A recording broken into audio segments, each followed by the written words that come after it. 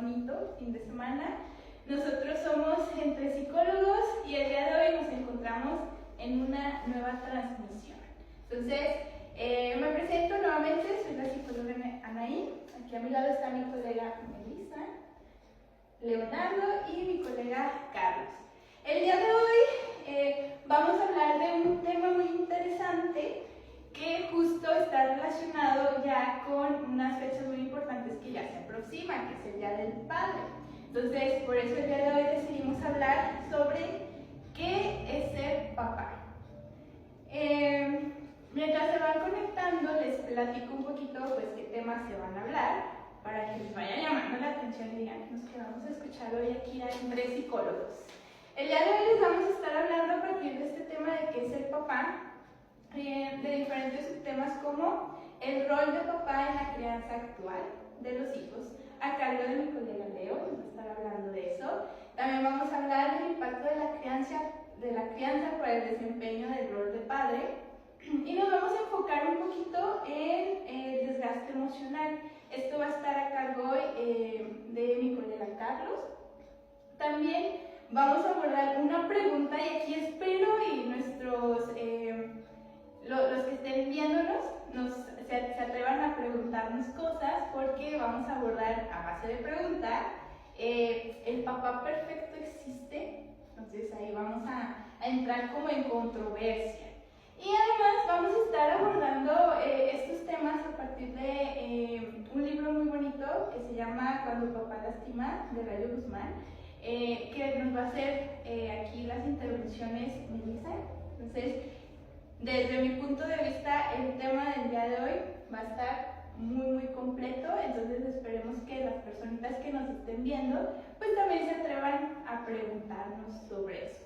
Sobre todo porque pues el rol de papá es un tema importante y esperemos que pues si hay dudas también nos pregunten y si está en nuestras manos pues podérselas resolver. Entonces bueno, nosotros somos Entre Psicólogos, somos GAPI también y pues les voy comentando primero. ¿Por qué escogimos dar ahora el título de qué es ser papá como pregunta? Y aquí es porque es un tema muy controversial. O sea, ¿qué es ser papá? No vamos a poder tener una razón así universal para decir papá es esto y así se tiene que quedar.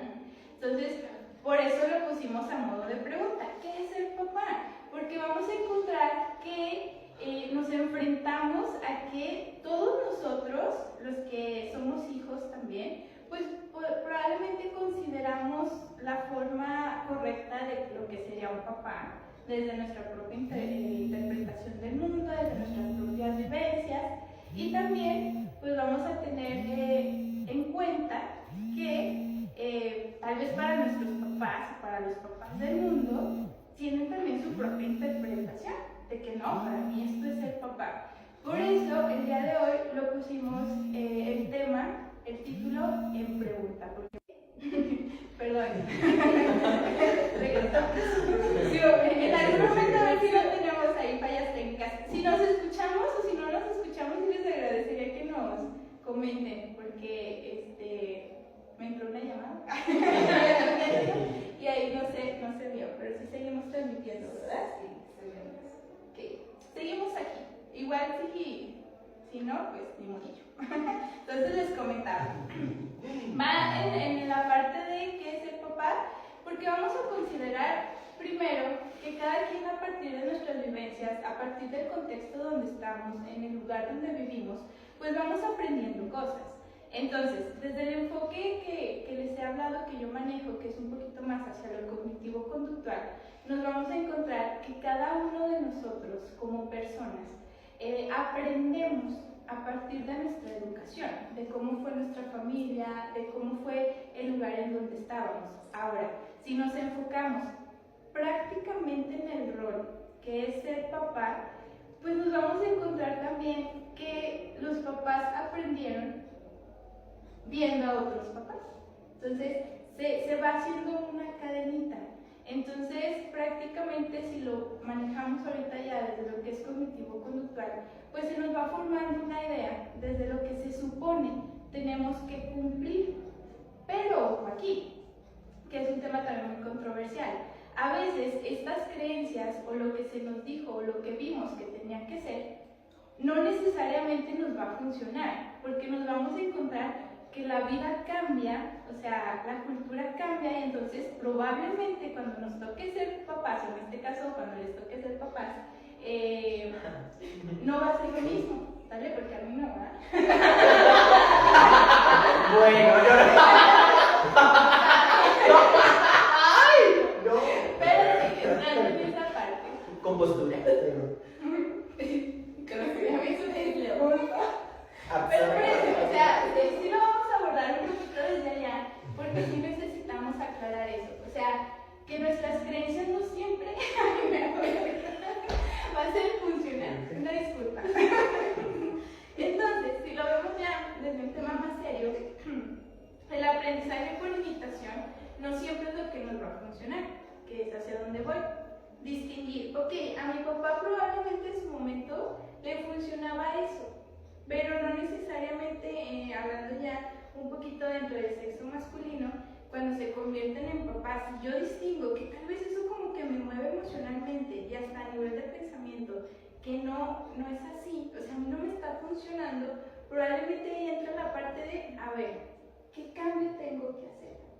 ¿Sale? Entonces, si ya lo manejamos, por eso desde la pregunta, ¿qué es ser papá? Se vale que como papás en algún momento se pregunten, ¿estoy cumpliendo el rol de papá desde lo que me dijeron, se supone, tengo que hacer, o lo estoy viendo desde las necesidades de mis hijos, o desde lo que también a mí me funciona? Porque aquí vamos a tener también algo bien importante. A veces cuando queremos desarrollar a la perfección lo que nos dijeron que se tenía que hacer, olvidamos ver a nuestros hijos, olvidamos ver si realmente eso está necesitado. Entonces, ahí, ojo, se vale romper creencias, se vale ver que no siempre lo que aprendimos nos puede funcionar o que podemos aprender otras cosas que también pueden tener un poquito más de poder o de función dentro de nuestro ámbito. Entonces, prácticamente esta parte de qué es ser papá, pues si lo vemos un poquito desde lo cognitivo-conductual, es distinguir creencias, es distinguir necesidades, es distinguir qué tenemos aprendido y luego ver cómo lo podemos aplicar en nuestro mundo, o sea, en nuestra forma actual. Porque aquí, si voy a reforzar muchísimo esto, nos tenemos que dar cuenta que el mundo se encuentra en constante evolución. Y entonces es constante aprendizaje. A veces nos casamos con una idea en todos los ámbitos. Yo creo que no nada más en el rol de ser papá.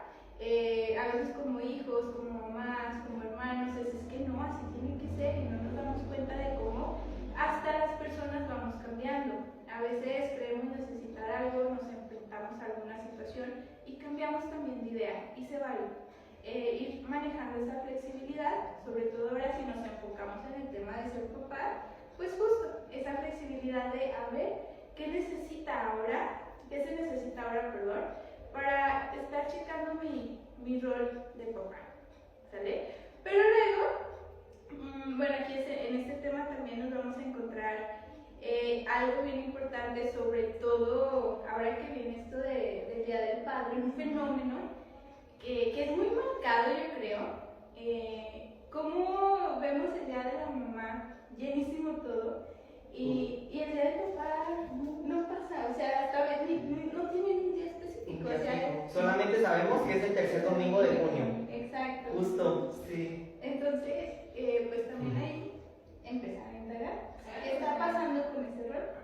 Una situación de desvalorización, ¿no? O sea, Falta de creemos que la reconocimiento. figura materna pudiera ser todo, y creo que actualmente el rol de mamá nos han puesto que es algo muy adorado, muy cierto a nivel biopsicosocial, ¿no? Claro. Ese rol que se ejerce, y el rol de papá muy desvalorizado. O sea, ¿por qué no sería tan importante si mamá y papá es lo mismo, ¿no?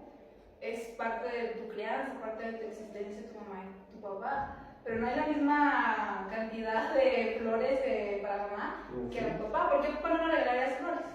Exacto. Y es ahí donde entra justo las creencias que les comentaba. Venimos arrastrando a través pues, de la historia, obviamente, lo que es ser papá desde un rol muy masculino, que entra ya un poquito, a veces, no siempre, no va a generalizar, en el machismo. O sea, es como yo voy a darles abrazos a mis hijos, tal vez yo como voy a entender emocionalmente algo, y a veces, no digo que siempre, eso justo es lo que fractura un poquito la cercanía o el vínculo que puede generar un papá con los hijos. Porque no siempre, pero luego se empieza a manejar el rol de papá como el proveedor solamente. ¿Vale? Y entonces, pues bueno, desde el punto de vista tal vez personal, se vale también que veamos que papá también tiene necesidades emocionales, que papá también puede dar ese apoyo, pero también vamos a reconocer que estamos en una época donde apenas se está integrando ese valor, ya que pues antes, si nos vamos a épocas anteriores, probablemente se manejaba más esta estructura de no, yo tengo que ser fuerte, yo no lloro, entonces a base de eso no me puedo tampoco vincular con mi hijo porque no permito que esa sensibilidad o esas emociones se hagan presentes, que justo son las que ayudan a generar el vínculo entre padre e hijo. Y entonces ahí vamos a entrar en un tema muy controversial que nos va a hablar Leo, que tiene que ver con el rol de papá en la crianza actual de sus hijos. Muchas gracias. Buenas noches a todos, espero que se encuentren muy bien. Bueno, primeramente yo voy a empezar a hablar un poquito de historia para contextualizar todo esto y entendamos un poquito mejor el tema. Ya lo comentó mi colega Clarita, pero principalmente, ¿qué son los roles? Bueno, los roles son aquellas expectativas, aquellas acciones que la sociedad espera que haga una persona en base a qué. Es decir, al sexo biológico que tenga una persona al nacer. Tú eres un hombre, tú eres una mujer, por ejemplo. A la mujer le va a tocar criar hijos, le va a tocar atender labores domésticas, le va a tocar la crianza específicamente. Ok, a los hombres, ¿qué les toca? Principalmente ser rudos, no expresar llanto, proveer económicamente, ser el líder prácticamente de la familia. Bueno, esos son los roles. ¿Cómo empiezan a funcionar los roles? Bueno, recordemos que en la década de 1960 es cuando los estudios sociológicos empiezan a explicarnos que las personas somos más allá que del sexo que traemos cuando nacemos, es decir, hombres, mujeres o personas intersexuales. Entonces se va haciendo como un cúmulo, como desglose de que somos personas que tenemos interacciones sociales, interacciones psicológicas, interacciones de todo tipo. Somos seres biopsicosociales, no hay que olvidarlo. Bueno, ¿cuándo empieza a tomar más fuerza toda esta parte del feminismo, la masculinidad y todo eso? Principalmente, voy a meter un poquito a feminismo nada más para detallar un poquito. El feminismo hace referencia a esta lucha continua de las mujeres, especialmente para que sea un mundo igualitario donde se reconozcan sus derechos, puedan tener opinión en todos los ámbitos posibles y no se viva en la misma opresión que muchos años atrás, como siempre se ha ejercido desde esta parte, desde el machismo. Bueno, a partir de 1985 es cuando las personas empiezan a preguntarse qué es la masculinidad, a qué hace referencia, y como tal introdujeron un término que se conoce como masculinidad heterogénea, o también más comúnmente conocida como masculinidad tóxica. Es decir, es esta figura del hombre que literalmente desde años muy atrás, casi desde el principio de que existimos, es un hombre que provee, es un hombre rudo, es un hombre que no se hace cargo de los hijos en el ámbito emocional. Solamente yo soy papá, yo te aporto el dinero y la mamá se hace cargo de todo. De que si mi hija, mi hijo necesita esto, de llevarlos a la escuela, de los quehaceres domésticos, e incluso mamá se hace cargo como de mis necesidades como ser vivo, fisiológicas, alimento, ropa, bueno, de todo eso. Es a partir de entonces cuando empiezan más estudios y se dan cuenta que incluso nosotros como hombres, ustedes como padres que nos están viendo, también somos víctimas de nuestro propio machismo, de esto. Por ejemplo, ahorita, hoy en día, ¿por qué creen que hay mucha estadística alta en ansiedad, en depresión, en trastornos del estado de ánimos? Y no nada más en mujeres, también en hombres. Es como, por ejemplo, estás con tu cuate y, ay, ¿sabes qué? No sé, como que no pude dormir bien. O ¿sabes qué? Tal día me pasó una situación y me sentí como muy desesperado, tenía mucha opresión en el pecho, tenía ganas como de llorar, pero como que no salía, y pues la neta no es algo que cuente, o sea, no es con quien como me sienta como cómodo para contarlo, y tampoco tenemos como muy arraigada la cultura de que los hombres, varones, vayan al psicólogo. Ok, entonces los hombres es como de no, chingue su madre. Ay, perdón. Ok, disculpen. Ok, es normal, estamos en confianza, pero voy a tener más cuidado, discúlpenme. Entonces es como yo puedo con todo y no tengo por qué mostrarme de alguna manera vulnerable hacia los demás. Entonces ya traemos esta cultura donde no expresamos nuestras emociones, nosotros podemos con todo y todo esto, entonces se nos es más difícil de alguna manera tener un acercamiento más completo hacia nuestros hijos, hacia nuestra familia y todo esto. Entonces, ¿cómo es en sí, ya entrando ya más a la parte que me tocó a mí, la crianza con los hijos? Antes de los años 90 para atrás, era como esta parte siempre el papá se hacía cargo de lo económico nada más, nunca estaba casi en la casa, se la pasaba horas trabajando, horas extra, si sus salidas de distracción o cuestiones recreativas era pues estar con los amigos, estar tomando alcohol y de alguna manera pues todo lo demás él se deslindaba. Vale, una vez que comienza toda esta parte del funcionamiento de las masculinidades igualitarias, de este cuestionamiento de qué estamos haciendo de manera inadecuada, que nos está trayendo muchas consecuencias, nos estamos perdiendo muchas cosas importantes en la crianza de nuestros hijos. Por ejemplo, hay papás, no sé si les ha pasado a ustedes como con pacientes que están llenando su historia clínica como, ¿tienes un hijo? ¿Cuándo es su cumpleaños? ¿Sabe? No sé. O ¿qué le gusta a tu niño? ¿Cuál es su comida favorita? Ay, pues su mamá sabe, pregúntenle a ella, yo no sé nada. Desde ahí se ve la participación o esta parte que el papá tiene de conocimiento literalmente acerca de cosas básicas o aspectos muy generales de su hijo. A partir de los años más o menos de 2000 en adelante, pero casi más en 2010 es cuando toma mayor fuerza esta parte de las masculinidades igualitarias, e incluso el gobierno de México ya hace más hincapié también en formar grupos reflexivos para que los hombres acudan y se enteren de qué son las masculinidades igualitarias, porque es necesario replantear la forma en que estamos viviendo como padres de familia, como varones, como amigos o como hijos que somos también, porque jugamos diversos roles. Entonces ya a partir de esto es cuando los padres, ahorita no todos en general, no voy a generalizar, pero es muy poca la población masculina, hombres, que ya tienen un poco más de participación con sus hijos. Es decir, ya podemos ver un poco más y es un gran trabajo en conjunto no solamente de psicólogos, de trabajadores sociales, de diversas áreas, un trabajo multidisciplinario que permite que los papás tengan más participación con los hijos. Por ejemplo, hay más papás a veces que se ven en las reuniones escolares, ya se ven más papás, por ejemplo, que no se peinan a las niñas, ya se ven más papás que llevan lonche, ya se ven más papás, por ejemplo, que se ven comprando materiales de los niños. Se van de alguna manera poco a poco adentrando más a esta parte de la crianza de los hijos, y es muy importante. Porque mis colegas no me dejarán mentir, no se puede decir que un papá puede cumplir el rol de mamá ni viceversa. Cada figura tiene su propio rol, pero también una participación muy específica. No se puede suplir ni suplantar a otra figura de autoridad, en este caso papá o mamá.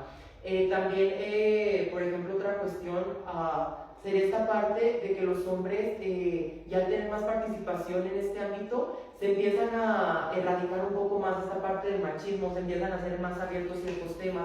Por ejemplo, se abre más esta parte para la orientación sexual de los hijos, e incluso hoy en día ya hay más asistencia para la escuela para padres. Es como esta parte genial que se hace principalmente en primaria y secundaria, que es cuando más surgen dudas, cuando los niños están formando su personalidad, descubriendo qué quieren ser, qué les gusta, qué no les gusta, qué les parece. Y pues es algo que también mis compañeros también nos van a abordar un poco más, Melissa y nuestro colega Carlos.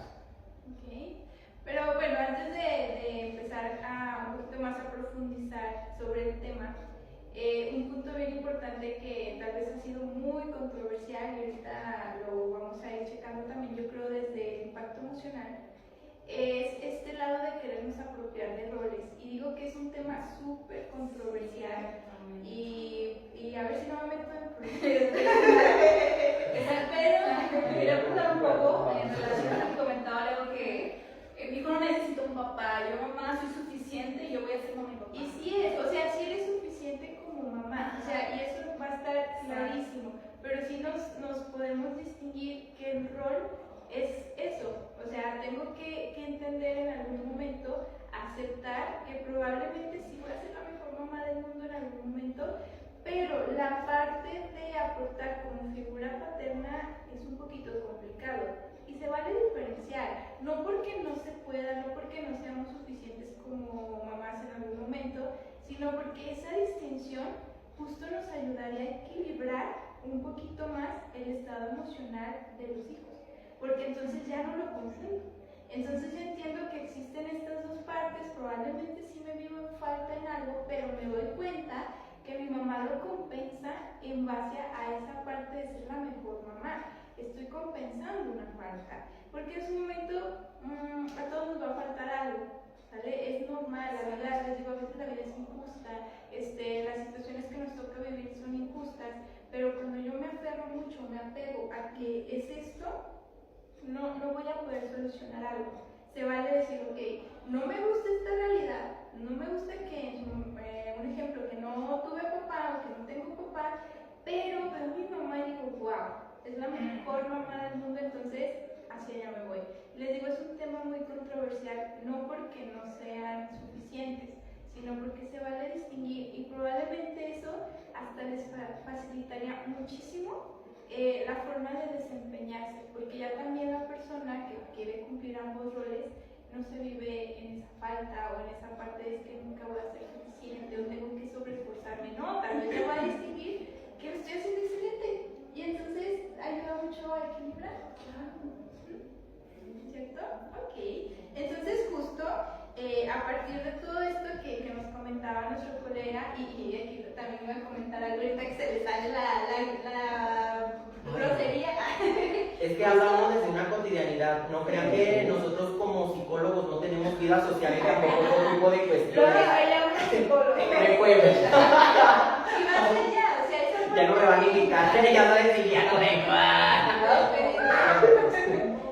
en base hacia lo que íbamos, del rol, o sea, cómo también se vale en su momento, saber cómo expresar todo, y es algo natural, en el tema va hacia allá, entonces no hay que exaltarnos, tanto es tu opinión, ahora, y justo si ya vamos ahora en el impacto emocional, porque ahorita nuestro colega Carlos nos va a hablar de eso. Probablemente esta parte de querer robar roles en algún momento, del cómo no aceptar otras cosas o la parte emocional de nuestra pareja hablando pues a veces como papá, o el decir yo puedo hacer todo, pues también me imagino, nuestro colega Carlos nos dice de eso, pues genera un impacto emocional importante, ¿cierto? ¿O qué es lo que nos puedes tú comentar al respecto, Carlos? Muy bien, perfecto. Entonces, gracias compañeras. Entonces, compañeros, una vez más para aquellos que nos están observando, gracias, buenas noches. Entonces, a mí justamente me toca hablar de cuál es el impacto a nivel emocional de los diferentes roles, o en este caso el rol que cumple lo que es la figura paterna o papá. Entonces, también me gustaría iniciar de que los roles dependen mucho de la estructura de una sociedad, de la cultura, de las tradiciones, etc. Y muchas veces los roles van cambiando conforme va cambiando lo que es la sociedad. Entonces, por ejemplo, si nosotros verificamos cuál es el rol de hoy en día de papá comparado con el rol de papá de hace 10, 20 años, entonces hay cambios significativos. Incluso, por ejemplo, a partir de los 90 más o menos, la típica familia tradicional mexicana ha cambiado de acuerdo porque los tiempos van cambiando. Entonces significa que los roles van cambiando o se van moldeando dependiendo de la historia, o en este caso de los diferentes situaciones culturales que van surgiendo en cada sociedad. Entonces, por ejemplo, en los 90 más o menos, que a mí me tocó cuando estaba chiquito, pues a mí me tocó de papá iba a trabajar y mamá se quedaba en casa. Mamá se quedaba en casa a velar por la alimentación, por la educación, por la salud, limpiar la casa, preparar la comida y un largo etcétera. Entonces papá salía a casa, papá tenía que salir de la comodidad de casa, dejando de lado la educación de mamá, etc. Y papá tenía que salir fuera a trabajar o buscar un trabajo, entonces para poder mantener a la familia. Y justamente mamá se encargaba de la administración del recurso, obviamente proporcionada por papá. pero sabemos perfectamente que la sociedad va cambiando, la sociedad no son estrictas, no son fijas, son moldeables, van cambiando en base a los diferentes fenómenos sociales, culturales, políticos, económicos que van surgiendo. Entonces, a raíz de estas situaciones, los moldes, las etapas, o en este caso los roles van cambiando. Los roles no son fijos, los roles no son estrictos, se van cambiando conforme a las situaciones que van surgiendo. Entonces, más o menos a partir de los 90, mediados, incluso inicios de los 2000, vimos cambios significativos en la típica familia tradicional mexicana, donde ahora papá, además de trabajar, también mamá tenía que salir de casa a buscar un trabajo. ¿Por qué? Porque pues, sabemos perfectamente que la crisis está complicada, a nivel económico pues, la situación está complicada, entonces ahora también mamá tiene que salir de la comodidad de casa, a buscar un trabajo, porque a veces con la situación económica de papá no se ajusta. Entonces, a raíz de esta situación, hubieron un montón de cambios donde mamá también tiene que salir a trabajar, también papá trabaja, entonces todo eso ha habido cambios en lo que es la conducta de lo que es la figura paterna. Entonces, enfocados específicamente en la figura paterna, que es en la que nos enfocamos el día de hoy, entonces todo este tipo de situaciones también van a afectar a nivel emocional a papá. Porque papá, incluso sabemos perfectamente que papá tiene que salir fuera, incluso de su lugar de origen. Es bien sabido que papá tiene que salir a Estados Unidos, un tiempo atrás, a trabajar, y todo ese distanciamiento de con la pareja, de los hijos, el distanciarse de los hijos cuando se van creciendo. Entonces, todo eso genera desgaste emocional, tristezas, etc. Entonces, todo eso, tarde o temprano, va a generar un impacto a nivel emocional. Entonces, el hecho de que papás se tengan que salir de casa con trabajos también horarios muy pesados, muy extenuantes, mal pagados, etcétera, todo esto desgasta a papá. Entonces, toda la presión del laboral, lo que es el tener que gestionar el recurso para pagar renta, luz, teléfono, educación de los hijos, alimentación, etcétera. Entonces, todo eso va desgastando a papá, sin obviamente descartar a lo que es mamá. Entonces, todas esas situaciones preocupantes, estresantes, emocionalmente pueden desgastar a papá, pueden generar cuestiones de estrés, de ansiedad, incluso de frustración,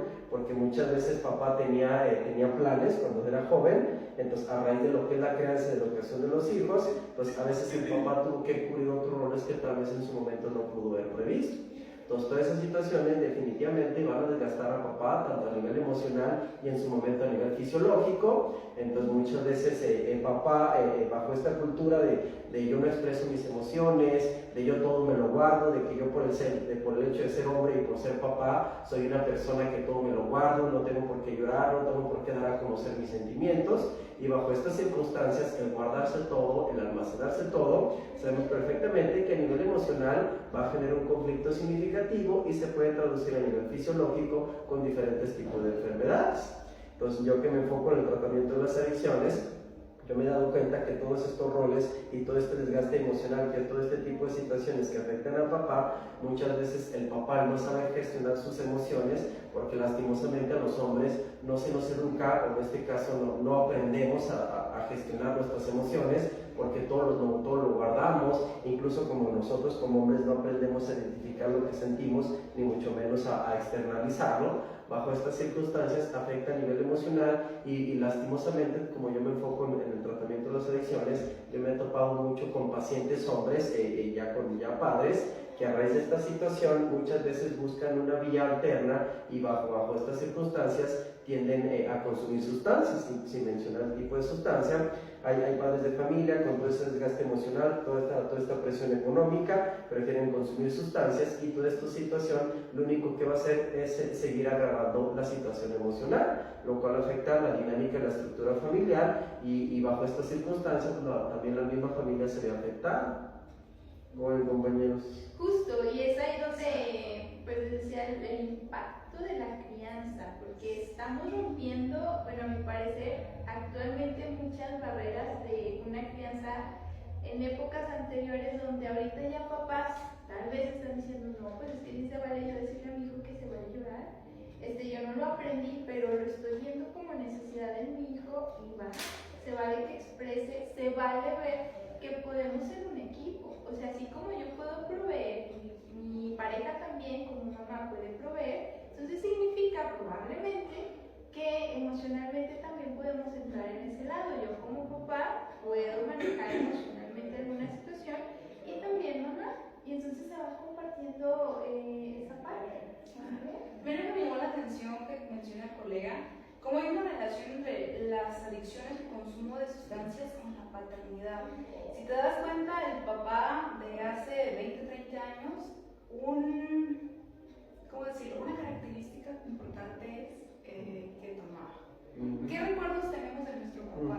Pues era una persona que siempre estaba tomando, o que traía la copa. Bueno, porque he escuchado infinidad de historias que en alusión cuando tocamos sus puntos, hay una característica. Mi papá, lo recuerdo que tomaba, ¿sí? Y mamá siempre en la cocina.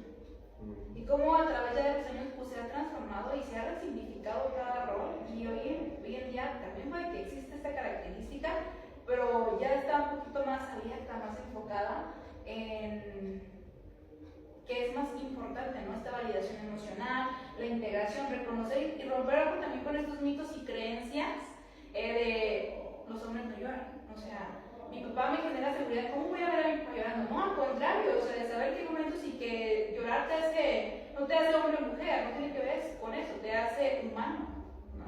Exactamente.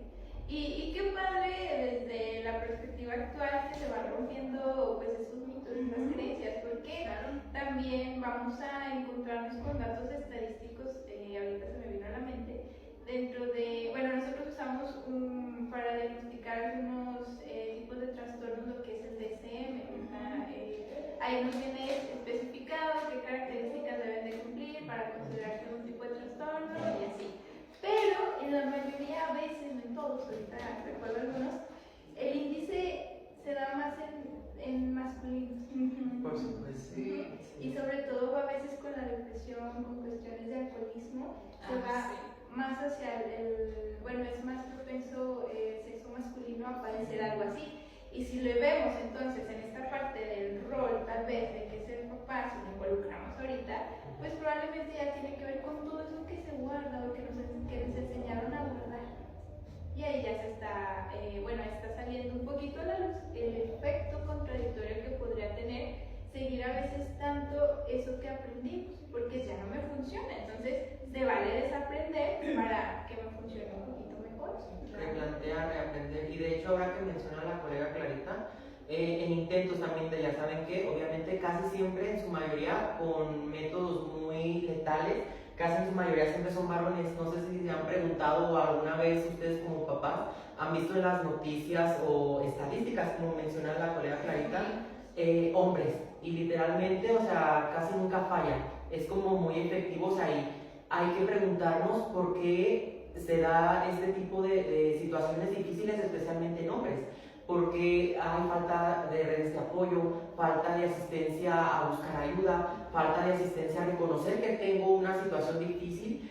¿Por qué? Porque no nos enseñaron, como bien menciona el colega Carlos, ni siquiera nombramos, ni siquiera identificamos y mucho menos validamos y externamos, compartimos o pedimos ayuda. Y eso es muy importante hoy en día, más que nada, ya que en la crianza con nuestros hijos, sea afectiva, sea respetuosa, pero más que nada, de alguna manera, se abra como un canal de comunicación efectivo para resolver dudas, pero también que cuando se sientan inseguros o tienen algo muy íntimo que quisieran expresar y sentirse como acompañados, pues que exista este apoyo, pues qué mejor que de figura materna o paterna. Exacto, sí. Y entonces ahí viene la pregunta del millón. De los que están comentando, ahorita no alcanzo a leer los comentarios, pero bueno, pues ahí me gustaría ver qué piensan. ¿El papá perfecto existe? A ver, ¿ustedes qué opinan?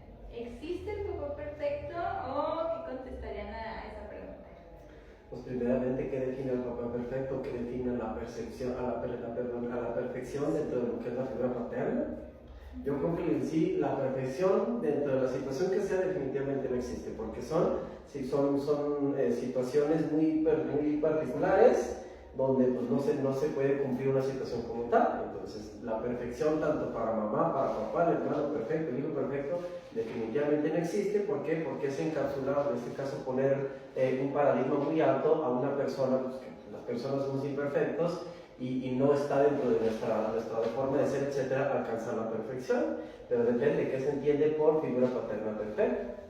Justo, y es que ahí, en esa pregunta, bueno, alguien diga, ¿existe el papá perfecto realmente? No, desde luego que no, ¿sí? De hecho, en un momentito más comentaré sobre el libro Cuando papá lastima. Uno de los puntos claves de este libro es que nos menciona este autor es que el papá perfecto no existe. ¿Por qué? Porque todos somos imperfectos, tenemos defectos, situaciones y una historia de vida y nadie nos enseña cómo ser papás, ¿sí? Uno de los mayores aprendizajes de los padres es que los hijos somos los maestros. Nosotros somos los maestros hacia los padres, no viceversa, ¿no? Tiene que ver con esta parte también es que tu papá es un ser humano.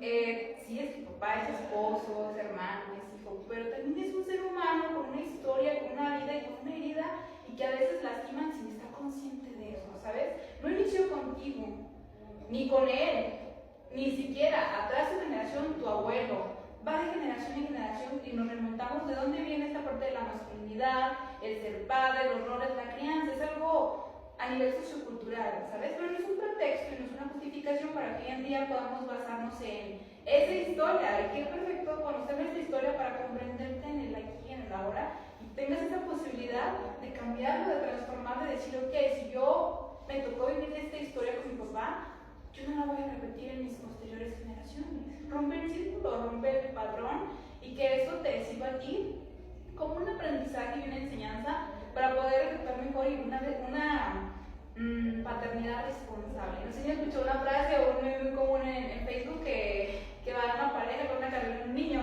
y le dice la mamá al papá, espérate tú. Y le dice el papá, no tú. Y luego el niño dice, se me hace que el primero que ve a terapia soy yo. Claro, ¿por qué? Porque a veces procreamos, traemos personitas al mundo heridos. Entonces, ¿qué vas a transmitir? Heridas. No es un feminismo y no es una generalización, ojo. Pero si tienes en tu posibilidad que aún así estando herido, tengas tú esa responsabilidad y conciencia de decir, ¿sabes qué? Aquí se rompe este patrón y mi generación cambia absolutamente. Y es cuando iniciamos procesos, cuando comprendemos historias y tratamos de que no se repita la misma historia y no sienta el mismo dolor que yo sentí. Justo. Y sería detectar lo que comentábamos casi al inicio, las necesidades, mi forma de interpretar el mundo, mis propios miedos, y entonces en base a eso detectar que probablemente no es que mi papá fue el más malo del mundo, sino que yo, desde mi percepción, esperaba cosas que no siempre va a poder tener, no porque la otra persona sea mala persona o algo, sino porque también me toca a mí diferenciar que eso sí. Si para mí es importante, también lo puedo buscar, ya sea en otro lado o hasta pedirlo, que es donde entra esta parte que tú comentabas de enseñar al papá. Digamos, en muchas familias, tal vez todavía o antes era un poquito más marcado, es complicado hasta a veces recibir un abrazo de papá porque no es que tal vez no lo sientan, sino es este lado de, ¿y cómo le digo? Es que no es que no quieran, ¿sabes? ¿Cómo me es acerco más bien? Es que no saben. Sí. No aprendieron. Hay ocasiones que sí te nace, lo sientes, pero no sabes cómo, ¿sabes? Sí, justo, y entonces en su momento, si alguien por ejemplo ya está detectando eso, ya sea porque lleva un trabajo terapéutico, porque está en las sensibilidades, pues mi papá tal vez no es muy de dar abrazos, pues yo voy y lo apapacho y que se incomode un ratito y ya luego probablemente sea más natural, porque es una necesidad mía.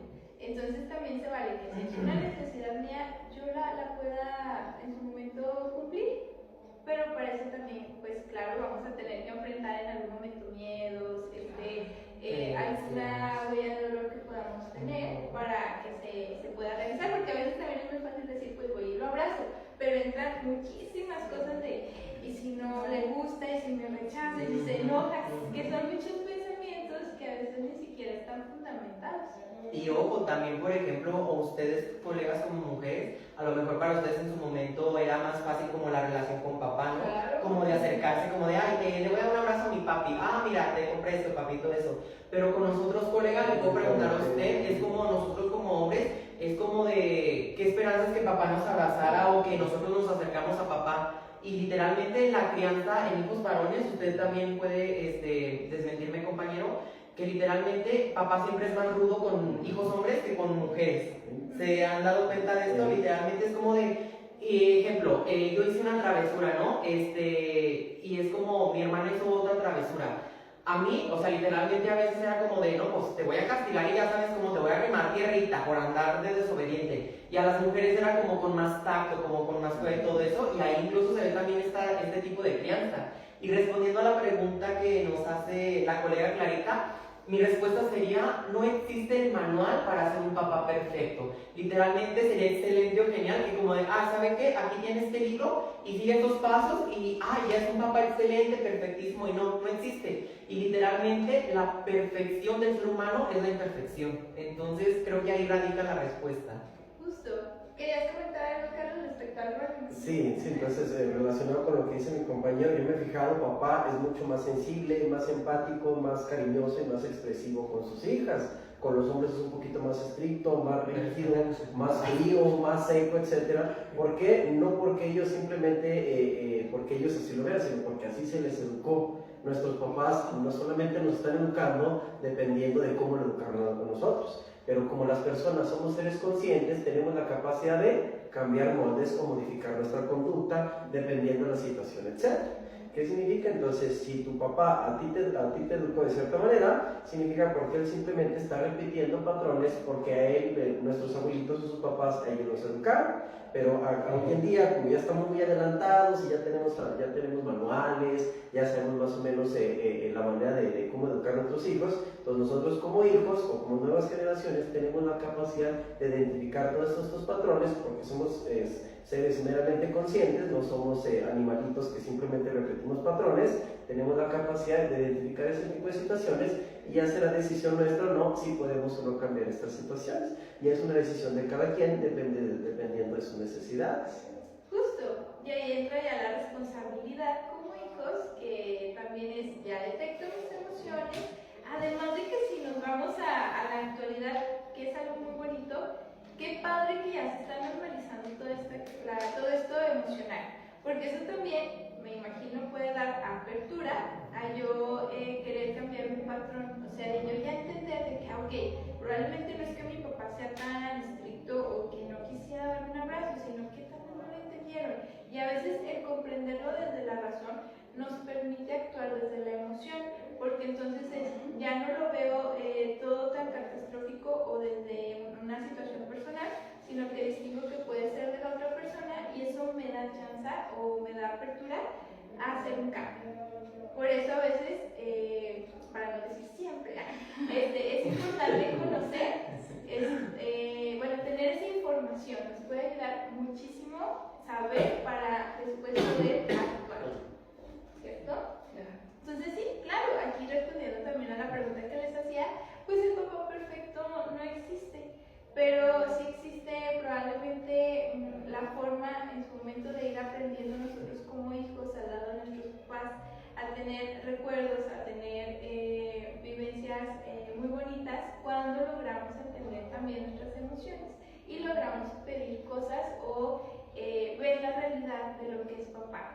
Cuando ya no lo idealizo, cuando ya no genero tantas expectativas, me permito disfrutar lo que tengo. Entonces ya no me vivo en falta esperando a que algo suceda, sino veo, esto tengo, ¿cómo lo puedo usar a mi favor? ¿Sí? Y eso ayuda muchísimo a generar un equilibrio tanto emocional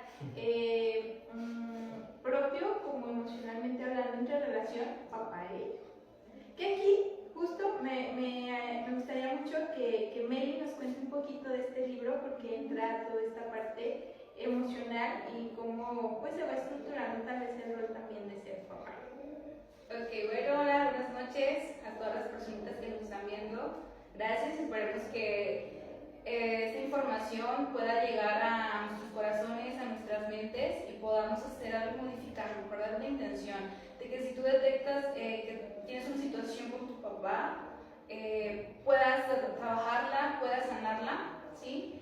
Y voy a partir de esta pregunta, también muy común y muy caracterizada en cuanto al mundo del papá. Y lo tomamos a veces como cotorreo, como chiste, no me dejan mentir aquí mis compañeros. ¿Alguna vez has escuchado esta parte de, oye, tu papá, se fue por los cigarros y yo nunca regresó? Y en globos, en regalos, yo me topo el Día del Padre, es eso, que se topa el Malboro y que lo sigo esperando en la esquina de la tienda y no sé qué tal. Y de ahí viene y nace, ¿no?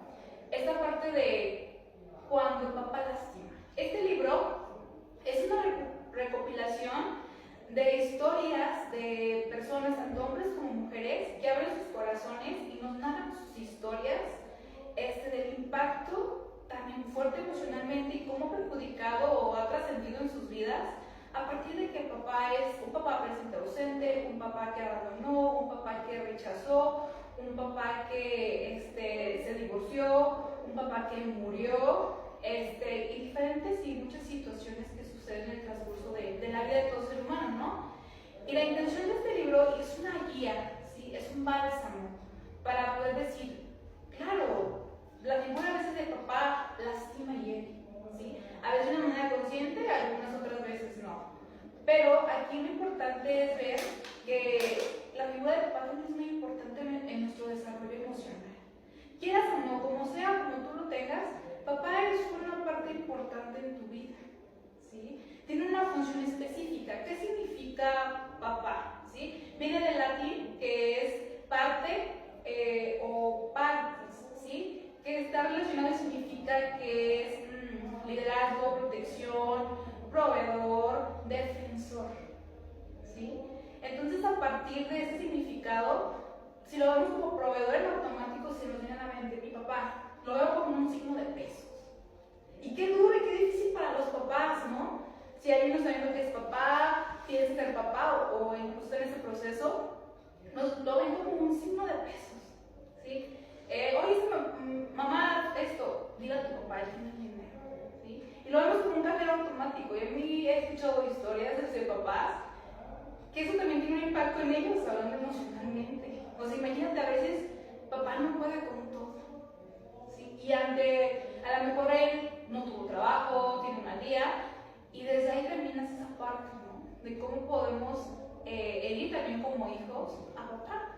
También pasa, como familia y sociedad, herimos ese papel o ese rol específicamente. ¿Qué también nos da un papá? El tenerlo. Identidad, personalidad, liderazgo y disciplina. Así como la mamá hace su función, papá también tiene esta función de ser disciplinado, ¿sí? Y el proveer no solamente económicamente, sino emocionalmente. ¿Qué pasa? ¿Qué diferente sería, no? Que entre una situación de que la estás pasando mal, estás en un apuro, te rompieron el corazón, y también puedas conectar y buscar a tu papá, que sea proveedor, de poder satisfacer también esa necesidad emocional. A lo mejor que no te pueda decir mucho, pero que sí te pueda a lo mejor escuchar, ser empático, ¿no? Pero luego asignamos este rol de papá de no, y me va a regañar, y me va a decir, pero a veces ni siquiera es así. No conocemos o no nos permitimos conocer ese lado de papá, porque también nosotros ya traemos ese chip y nos lo dicen. También ocurre mucho cómo podemos ir satanizando la figura de papá a partir también de lo que mamá nos dice. ¿Sí? Cuando hay conflictos entre los padres, ¿sale? Nos llena la idea de, no, es que tu papá esto y esto y esto. Mira, tienes que aprender a diferenciar lo que es mamá y lo que es papá y lo que es un matrimonio. Tú exclusivamente dedícate a aprender a sanar y estar bien contigo mismo, tu corazón, con esta relación con tu papá, ¿sí? No contamines eso con esta relación de pareja, porque no es tu relación, es de ellos dos. Entonces cuando tú también aprendes a diferenciar eso, dejan de dolerte muchas heridas, ¿sí? Y aprendes que hay cosas que son de ellos y hay cosas como esto, porque a lo mejor tú con tu papá estás bien, pero a lo mejor no con tu mamá, es buen padre, pero a lo mejor no es buen esposo. Y eso no tiene que ver contigo, ¿sabes? Entonces también es una buena manera de aprender a diferenciar y no lastimarnos tanto en ese aspecto, ¿sí? También otro punto importante de este libro es como las memorias, las palabras o las acciones que puede tener nuestro padre implican mucho en nuestra vida. Por ejemplo, en una ocasión recuerdo que una persona me criticaba. Hablamos de nuestra infancia, desde nuestra conciencia infantil, y me decía, oye Melissa, ¿sabes qué? El otro día tuve un maravilloso recuerdo, un flashback que no había recordado de mi papá, porque me decía que no tenía un recuerdo muy grato de su papá. Le digo, algo tiene que haber de tu papá, grato, o sea, algo bonito, agradable, porque también lo existe, ¿no? Y me dice, recuerdo que cuando tenía 7 años estaba dibujando una jirafa con crayolas y él estaba como de costumbre en el sofá viendo la televisión. Y me acerqué y le dije, mira papá, hice esta jirafa, ¿sí? Y recuerdo tanto que me hizo este reconocimiento. Oye, dibujas muy bien, vas a ser un excelente pintor, qué bonito coloreas, qué bonita forma, qué bonito estilo. Dice, y ese momento para mí fue tan importante, porque el reconocimiento de un padre es un bálsamo para el corazón de cualquier hijo. O sea, no necesitaste dar dinero, no necesitas comprarle todo lo material, pero si te das cuenta de esas acciones nos referimos a esa validez emocional, cómo conectas y puedes reconocer lo que tu hijo está haciendo y que tú estás visualizando, ¿sí? Me dice, fíjate, eso me lo dijo cuando tenía 7 años, ahorita tengo 40 y lo recuerdo perfectamente como ese día, ¿sabes? Entonces, no siempre papá lastima, ¿sabes? ¿Qué implica también tras situaciones, ¿no? Que hay de abandono, de rechazo, o que es muy conflictiva la relación con nuestros padres? Vivir con ese rencor, esa ira o esa tristeza es muy agotador. De verdad, es muy agotador el poder siempre vivir con ese resentimiento. Y este libro habla exactamente sobre el sendero hacia el perdón. ¿Y cuál es la clave principal de un perdón? Recuerda, no es una emoción, no es un sentimiento. El perdón es una decisión libre y voluntaria y que también requiere un proceso. No es de la noche a la mañana decir, ¡ay, ya te perdoné! No, tiene que ser genuinamente. ¿Y cómo sabes que tú ya perdonaste?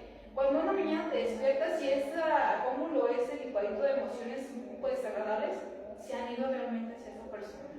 Y tienes la capacidad de poder aceptar que a lo mejor no lo hizo, no porque no te quisiera o no porque no lo quisiera, es que no sabía cómo, ¿sí? Y que otro punto clave es la comprensión, que es comprender, ¿sí?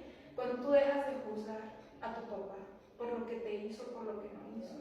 Y aquí voy, te lo voy a poner un ejemplo. También en una ocasión una persona me platicaba que odiaba los cumpleaños. Dice, ¿sabes qué? Yo odio las fiestas de cumpleaños porque a mí nunca me hicieron ninguna fiesta, ¿sí? Entonces yo profundizando me dice, es que mira, a mi papá no le gustaba celebrar los cumpleaños. Decía, no le gustaba. Entonces era que mis hermanos o a mí nunca nos celebraban ningún cumpleaños, no recuerdo. Entonces ahorita yo ya tengo a mis hijos y yo sí se los celebro, porque o sea, me parece que es algo pues bonito, celebrar la vida. Y se recuerdo que en el primer cumpleaños que le hice a mi primer hijo, invité a mi papá y bueno, y le llevó un regalo muy grande. Dice, y a mis hermanos y a mí nunca nos dio un regalo. No, pues todos estábamos bien enojados y sorprendidos. Es que ¿por qué a nosotros no? Fíjate, ahí estaba yo hablándome desde su conciencia infantil, ¿sí? Desde ese niño herido como de, ¿cómo a otro niño le vas a regalar y a mí nunca me regalaste? Entonces, pues como que todos muy confundidos y enojados desde su sentir y su historia, es como de, ¿por qué le regala algo al nieto? ¿Sí? Entonces dice, en ese momento, Melissa, pude conocer la otra parte o versión de mi papá. Y yo decía, es que ¿por qué? No me quedé con la duda y dice, por primera vez en mi vida me acerqué a platicar con él, lo vi nunca. Me acerco y le pregunto, porque le di un regalo a mi hijo, ¿verdad? Y él me dice, pues qué bueno, hijo, te felicito. Dice, me felicitó lo que nunca le he hecho en su vida, mi papá. Me dijo, oye, te felicito porque le estás celebrando el primer cumpleaños a tu hijo. Felicidades, qué bueno.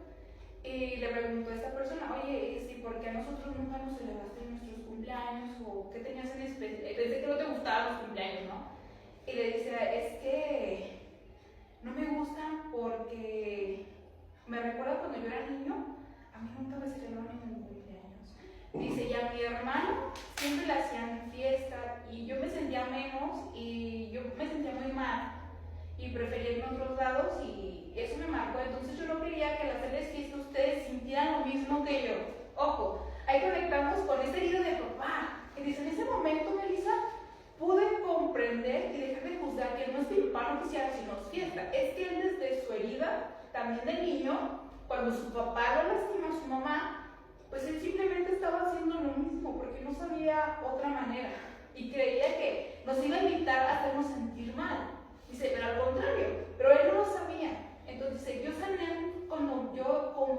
comprendo la historia de mi papá. Ya no lo juzgo, ya no hago prejuicios, ya no le echo la culpa, no, ahora lo veo como un ser humano, pues que no manches, también fue una persona linda.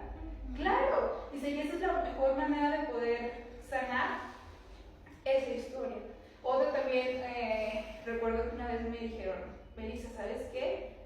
Yo prefiero reconciliarme con mi papá en un abrazo en vida que en una tumba. ¿Cuántas veces no dejamos las oportunidades y ya no hay un mañana?